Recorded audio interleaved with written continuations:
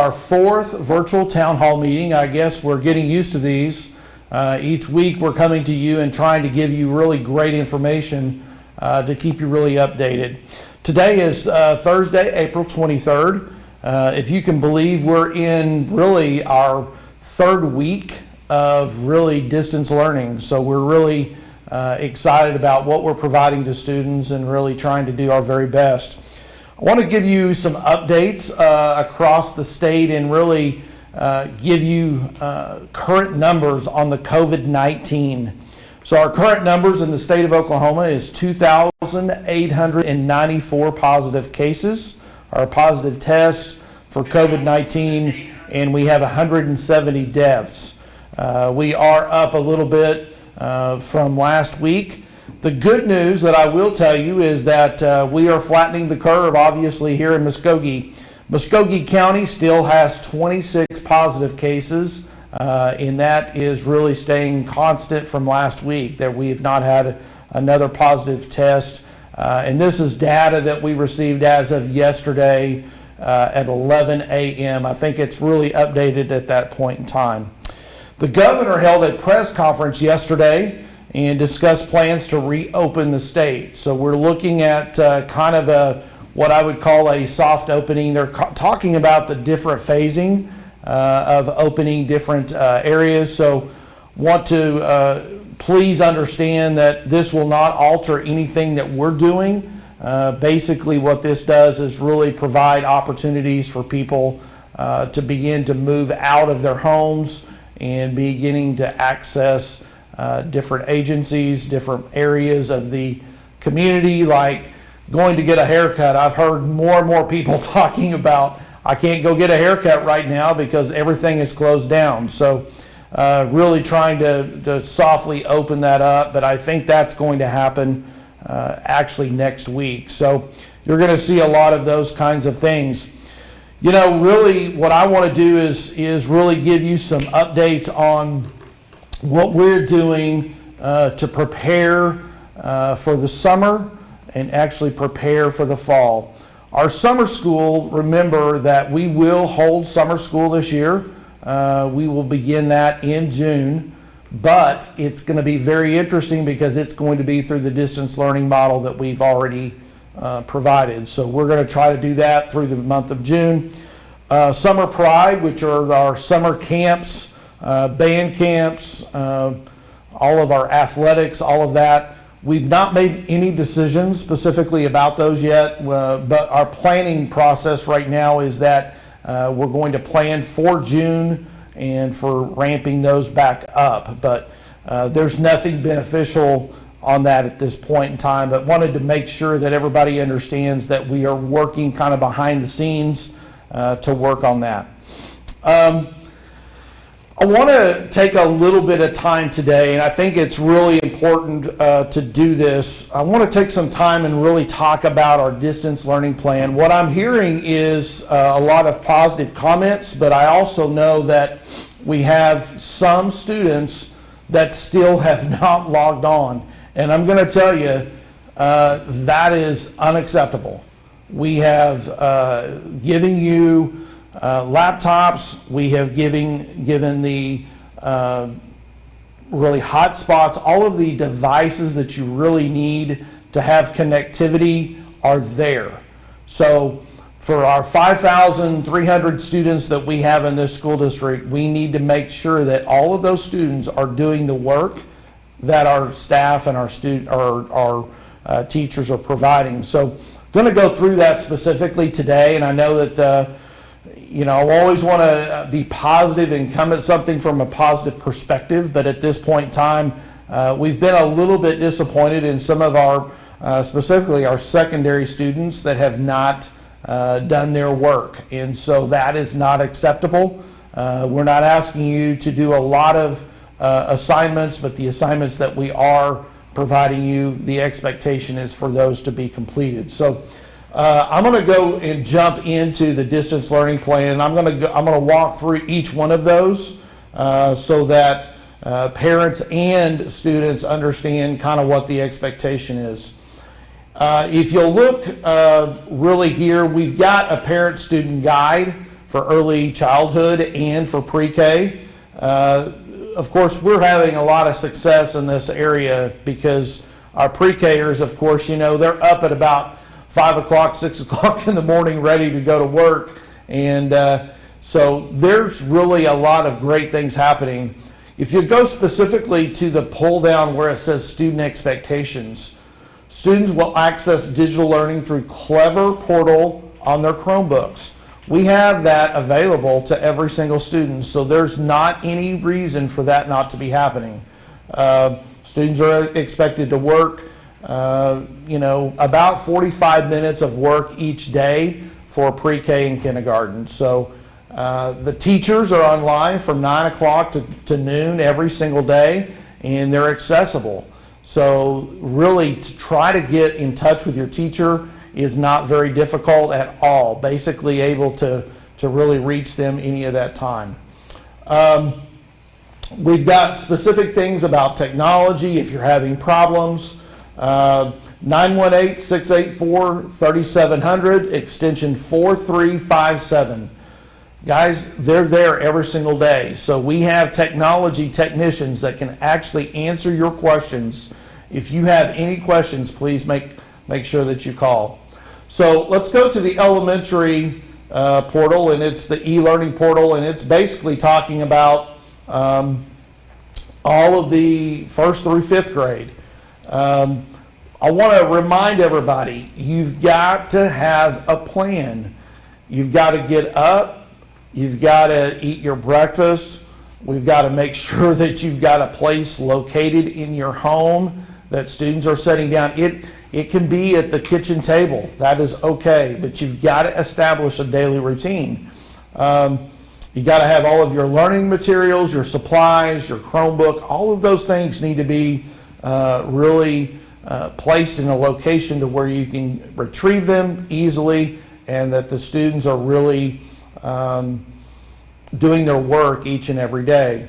The student expectations for 1st through 5th graders, they're going to go through the Clever Portal as well.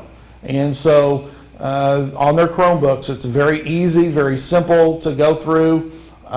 Their work, they're expected to do about 90 minutes. So it's about an hour and a half of time that these students are working on their work each day. So make sure our students are doing that. I mean, it's very important. We cannot have a slide in academic achievement.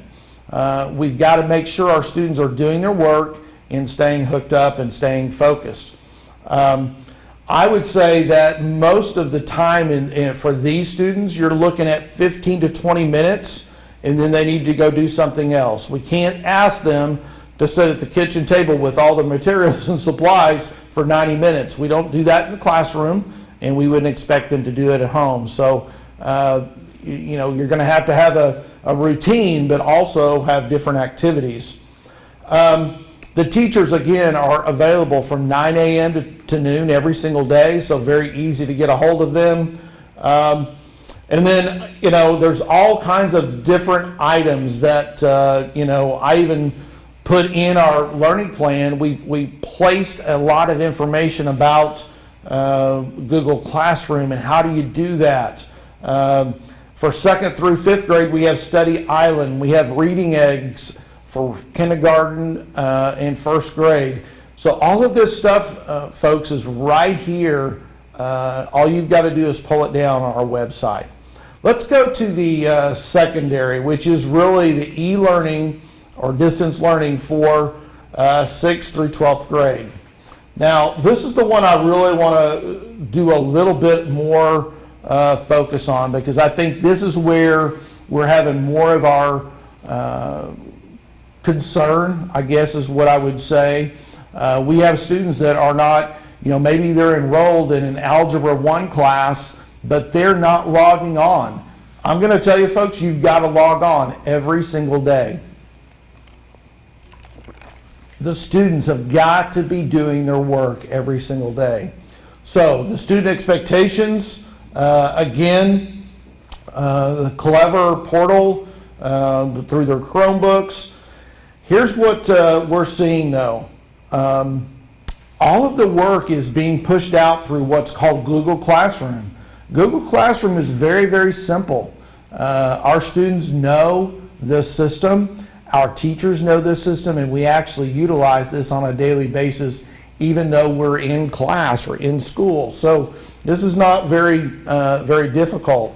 For those students that are in concurrent enrollment, your college professor should be giving you information. I've heard really positive things about the concurrent because that's really been very well done.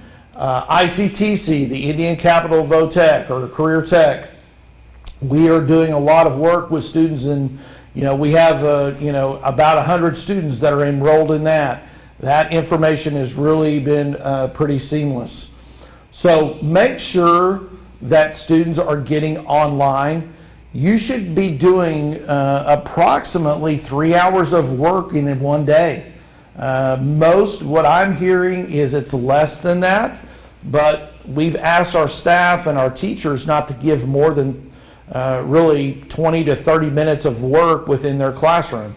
If you add all of that up with all the sections that they have, basically it's about 3 hours. I'm hearing that less than 3 hours a day is being required for all of our students.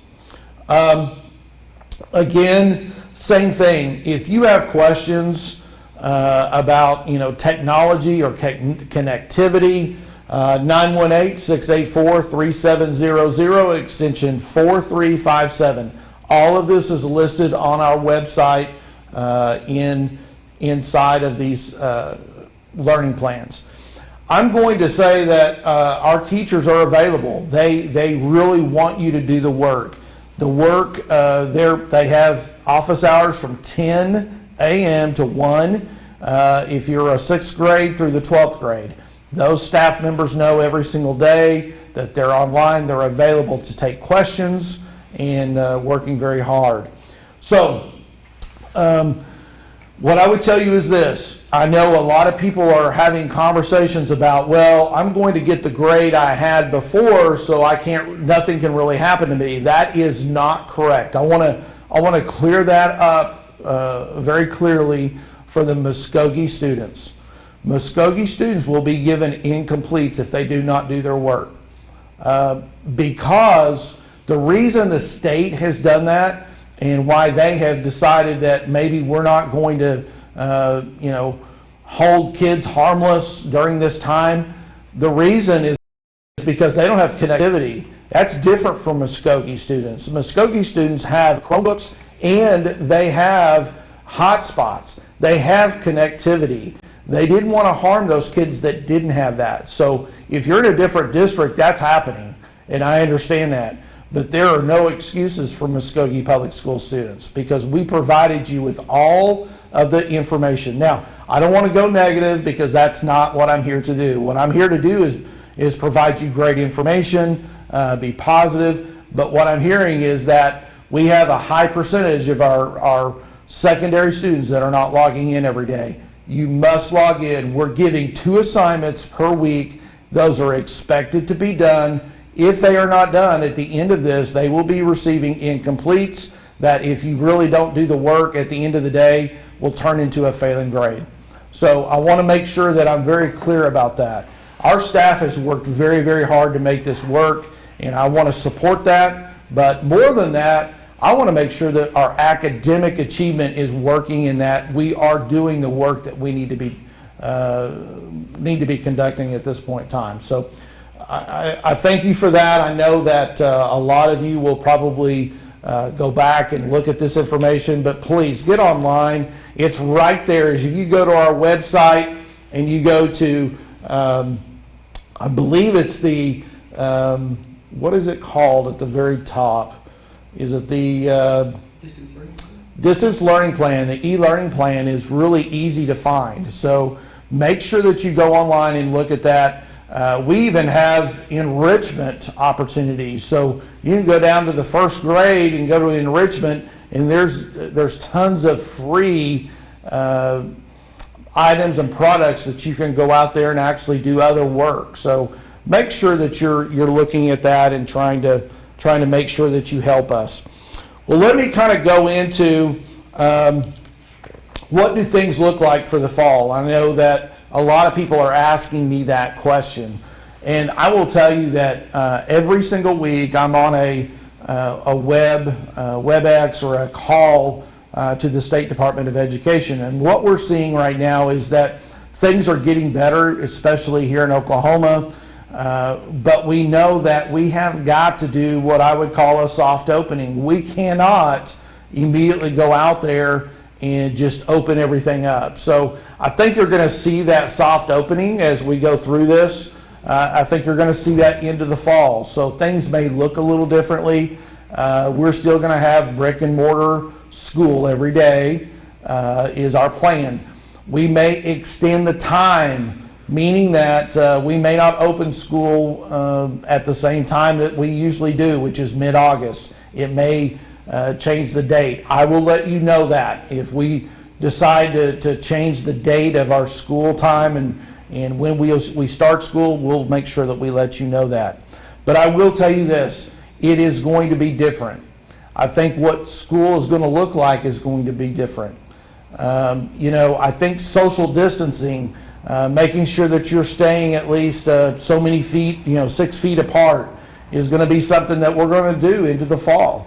What does it look like in the cafeteria, in the hallway, at games? All of those things are being discussed right now. I can't give you hard, fast decisions right now, and I'm really sorry about that, but it's like anything else. I think we're trying to make it sure that we're safe and that we don't wind up in the same situation. And I will tell you, I know that you're really probably at the stage, kind of the same way we are here. You're at that stage of, okay, this was a new thing, we were all in, but my gosh, it's getting ridiculous. I'm bored. I want to get out of the house. I want to go do things, and I totally get that. But I will tell you, the things that we've done, the social distancing and stay at home, really orders and quarantine that we've done have helped. And what we don't want to do is go backwards. So we don't want to just open it all up and then all of a sudden we begin to infect a lot of people. So we're going to try our very best to keep you informed. I think these have been good and give people a chance to really go back to some type of normalcy, and maybe that will happen within the next few months.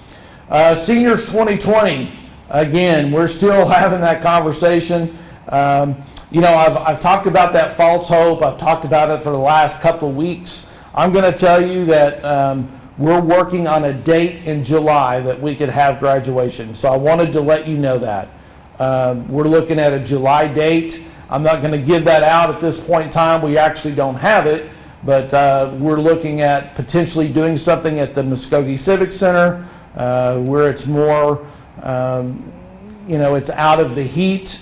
It probably is not going to be a packed house. We're not going to probably be able to do that because of the social distancing, but we're going to try to do something. We still are in the conversation of that, and we've got kind of a special thing that we're going to do this week. We've got a really neat thing that's going to be put across the community and recognizing our seniors, and so I'm not going to tell you any more about that, but I think that's going to be really fun for our seniors to see, because I think it's going to be really big and really fun for them.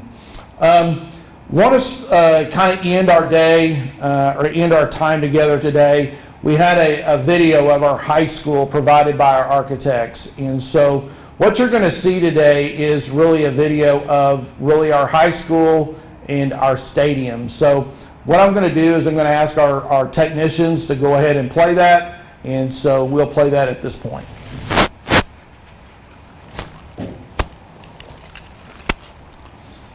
What I'm going to do is I'm going to walk you through kind of what you're seeing as the video goes through. You can kind of see a view from the Shawnee bypass right now and kind of going across. You can see the Bacone property and where the stadium is going to be located. As you go across here, you're seeing what's called Rougher Village. And so there's going to be a two-story structure in the south end zone. You can see we have ticket booths and then an area for a spirit store. So very excited that we're going to have Rougher Gear located right there in that two-story structure. In the second floor is the athletic department of this facility, and you see here our alumni center. We're going to build an alumni center for those that have been placed into the alumni, and then you can see out there the stadium. A lot of similarities to what the Indian Bowl looked like, so we wanted to keep that. You come back out to the plaza of Rougher Village, there's a video board. We'll do advertising on that, and so advertisers will have a chance to do that and have their advertisement on that and be able to face the Shawnee bypass.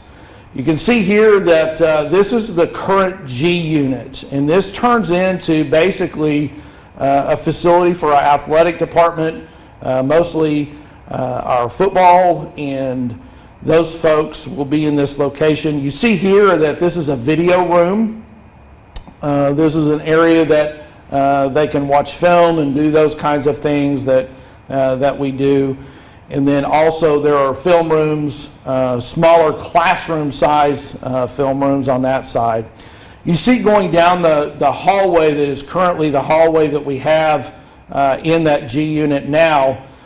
We have a coach's office, we have a locker room. You see here that this is the locker room that will be built for the facility. In there, there's plenty. I think we have like 115, 114 locker spaces for our team there. Going back out into the hallway and turning and going down, you've got an indoor, basically weight room and facility there.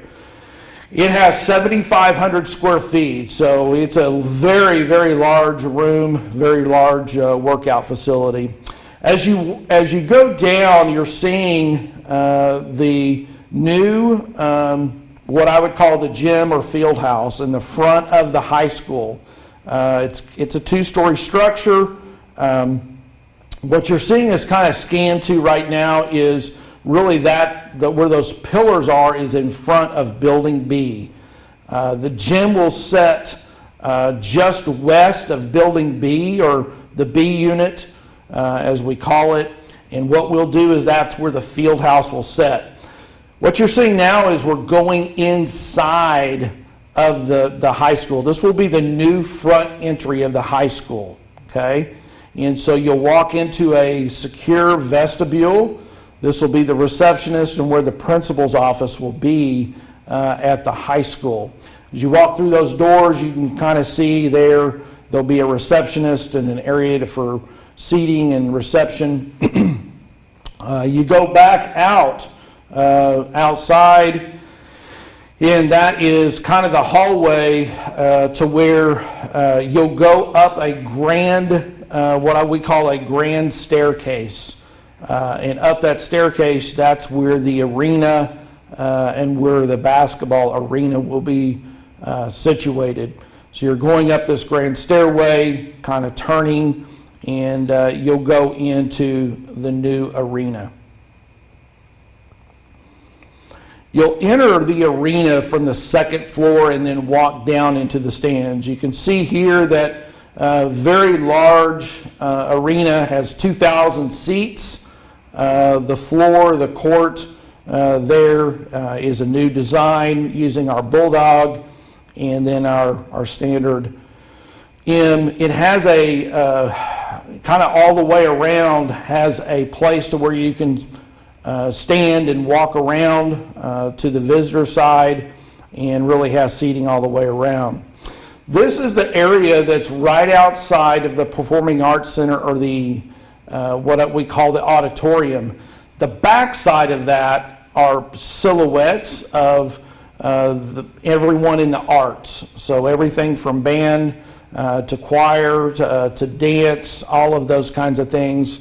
And there is a plaza there, okay, between the auditorium and the back side of the field house.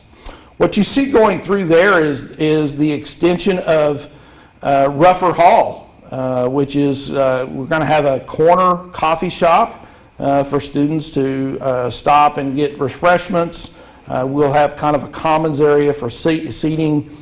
What you're seeing now is the connection just next to the fine arts area. So they're going to have their area to where there's a hallway that extends all the way to the back, to the gym, and to the back parking lot.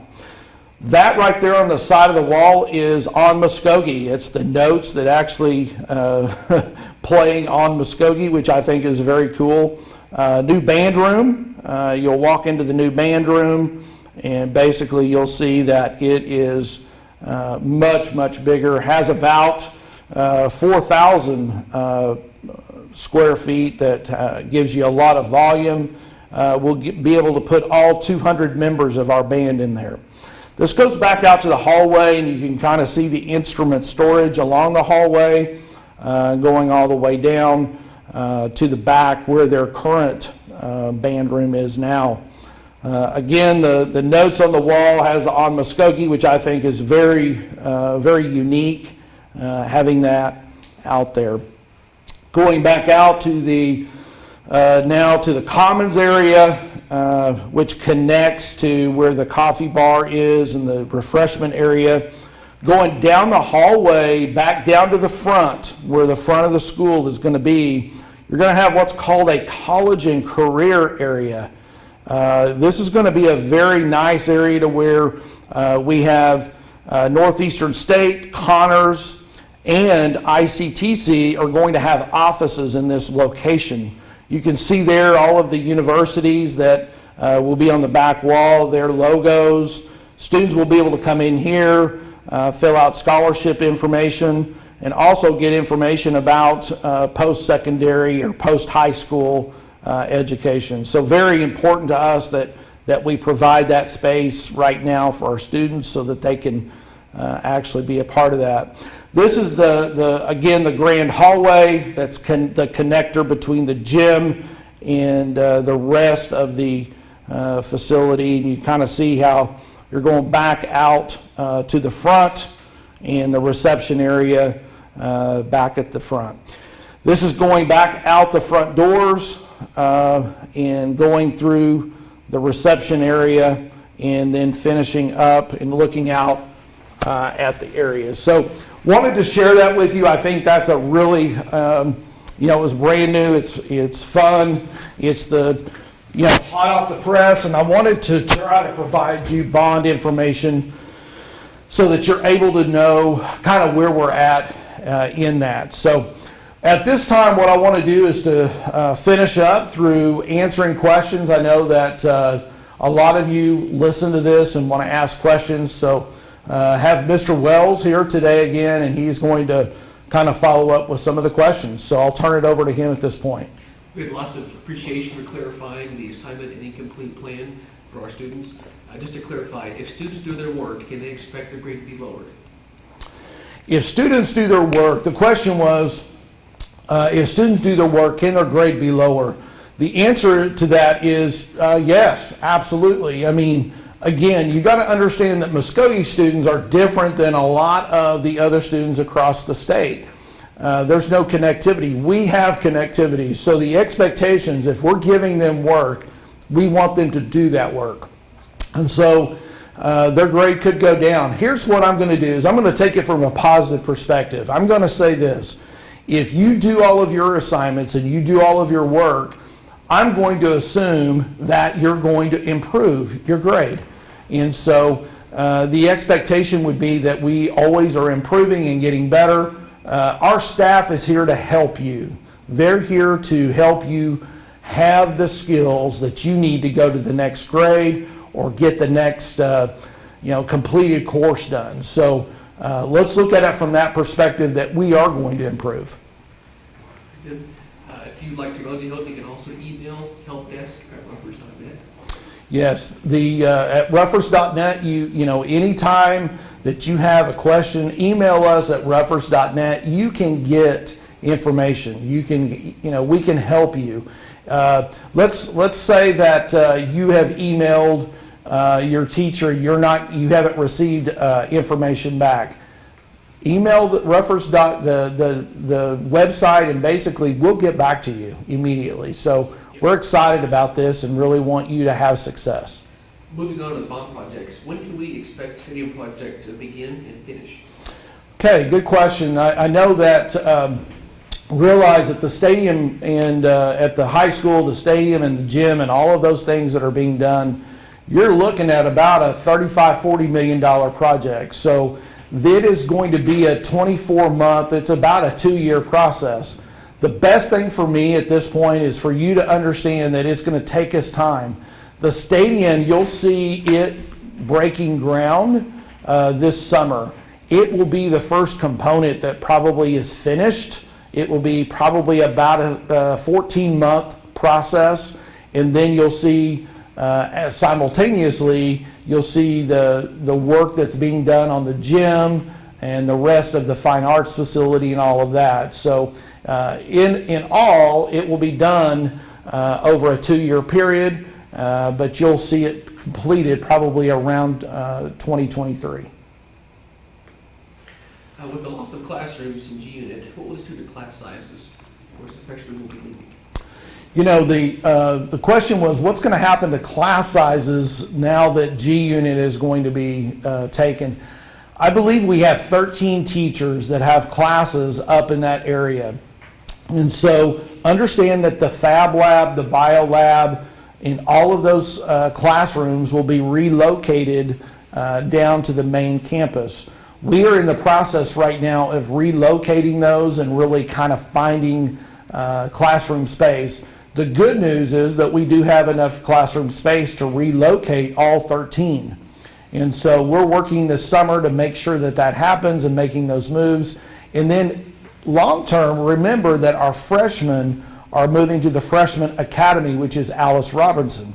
Alice Robertson is being redone right now, or getting ready to be redone right now. We actually opened those bids last week, and you'll see demolition both at Tony Getz and at Alice Robertson probably mid-May. So you're looking at probably 2 to 3 weeks from now, really getting on that site, really starting to demo, but we're really, the freshmen move out of the high school, leaving that room at the high school that we need. At the new stadium, will there be metal detectors or security measures to protect our students? Yes, there were questions about security measures at the high school or at the stadium. There will be definitely, we're really kind of thinking through gates and our facility and how we make sure that it is a safe place. You'll notice that we're really thinking through that kind of that south area and how I would say the home side and the visitor side, how you enter and go through that. Yesterday, we spent a lot of time with our architects talking about that very thing and making sure that we have safety in mind as we do it. Will the new facility be fully ADA compliant? Yes, all of the ADA, I mean, a lot of people have asked about the compliance with the Americans with Disabilities Act, making sure that we are not only compliant, but we're taking care of those people that need those kinds of access. So the answer is yes. We're going to have an elevator for our press box. Our press box will have an elevator that's being used. A lot of people have asked me about the press box and what we're doing. We are actually removing the press box from the Indian Bowl and we're moving it over. Remember that I believe it was placed in about 2008, and so we feel like that press box is in good enough condition that we need to repurpose it. So the intention is that we will put that basically on flatbed trailers, take it down with a crane, and we will move it to the new stadium and actually erect it there. So the only thing that's different is that we will have an elevator on that. The 2-story structure that you saw in the south end zone, it will have an elevator as well. So we're really paying attention to all of the ADA stuff and making sure that we comply with all of those regulations. What else is going to be happening at the high school? Example, classroom facelifts, fab lab moving, things like that. What's going to happen otherwise? The other things that happen at the high school, and that's what I'm probably the most excited about, you notice that grand hallway that had the College and Career Center. You notice that we're building some new offices and office space. But more than that, what's exciting is the main entry right now is down below underneath the library. That entire area will be completely remodeled and remodeled into what's called the Fab Lab and the Bio Lab. So we're really trying hard to make sure that we move those spaces that were in G Unit, moving them down below where the new, where the old, what I would call the old entry has been, is going to be where the new Fab Lab will be in the Bio Lab. So excited about those things. Remember that we really started painting and doing some of those things in each one of the classrooms and really making them up to standard. I want everyone to feel like when you walk through the high school, you don't know where the new part is and the older part. I want to make sure that we clean up everything and really make it all look very, very nice. So we're going to try to get into as many classrooms as possible, clean those up, and making sure that the entire facility really looks stellar and nice for everyone. What does the timeline for the Freshman Academy look like? The timeline for the Freshman Academy is that we will spend all of next year. Our intention is that for the 21-22 school year, our freshmen will go to school there. So not this coming school year that we're getting ready to go, 2021, but the 21-22 school year, we're excited to say that we're going to have our first freshman class go through AR. Moving back to grades just for a moment, will elementary students also be pass or fail? Elementary students, if you'll notice, one of the things that we talked about for pre-K through the 5th grade, we have asked them to do pass-fail. Because really, guys, I'm going to tell you that it's really more standards-based. Students at that age level, they're developing. So, and I know that we're used to A, B, C, D, F, especially for the older grades, 3rd through 5th especially. But it's really more standards in really getting those basics out of the way. So what we're looking at is a pass-fail. And so the assignments that are given, if a student doesn't do that assignment to the expectation of the teacher, which is going to be different for every teacher. It may be that, I'm going to give you, I hate to use a worksheet as an example, but let's say we have 10 problems that we're working for addition and subtraction, and you miss 5 out of 10. That's not acceptable. Something's happened and you're not getting the concept. You're not getting the standard of addition and subtraction. So what I would do is I'd give you another worksheet and say, until you can get 8 out of 10 or 7 out of 10 correct, I don't feel like that you understand that. So that's an example of the pass-fail that I'm talking about, is that students need to understand the standards and understand that they've got that concept before they move on. So that's why we're doing the pass-fail for the elementary level. What will the Milam gym be used for once the building is complete? The Milam gym is so interesting. We named that gym after a gentleman that actually was, I believe, passed away during the 9/11 attacks in D.C. I think he was actually in the Pentagon. And so we named the gym after him, which was a very good thing to do in the community. But that gym will continue to be utilized. It will wind up being utilized more for volleyball, wrestling, and then it also will help us as far as the day-to-day operations of hosting our students that are in physical education and those things. So that gym will be utilized quite a bit. It will become more of the second gym, if you will. And it's a really nice gym. It's kind of like the Indian Bowl. The Indian Bowl is nice, but it's served its purpose. We'll have it as a junior high field, and we'll use it, for our varsity soccer and some of the other events that we have in track. So If you look at all of our other facilities, they'll still be utilized, but we're just ramping up and making nicer facilities for the long term.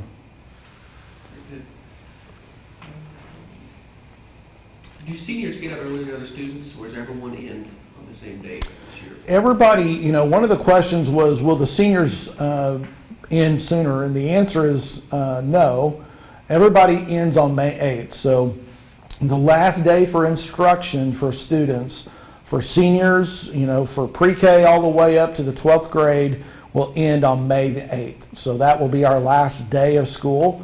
Don't forget that our teachers are coming back, but that is for a totally different, it's for professional development, but more so than that, it's really going to be some work days for us because we've got a lot of things to do that last week, and we're in the process of making those lists right now so that we can help our teachers really do what's called a checkout. So I believe that's the 11th through the 15th is the time for our teachers, but the last day for all students will be May 8th.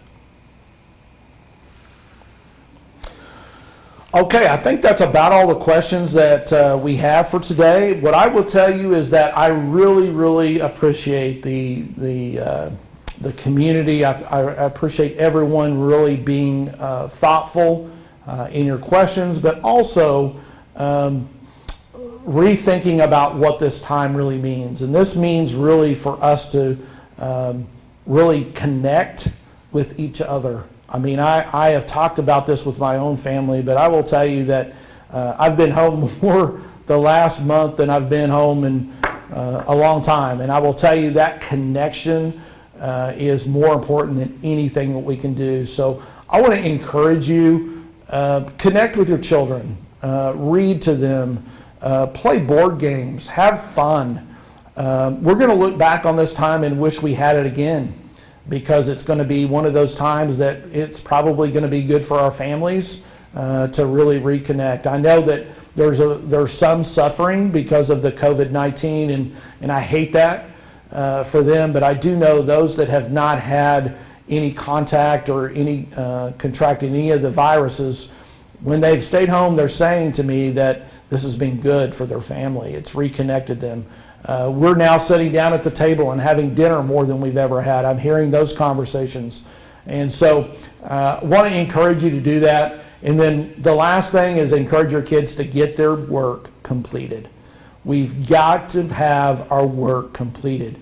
You can't finish Algebra 1 and not finish the last 8 weeks of school. You still have work to complete. So I want to encourage our kids and our students to make sure that they do that, and want to encourage our families to stay connected. Thank you for what you do, and we'll be right back here at 10:30 next Thursday with more information. And thank you, and have a great day.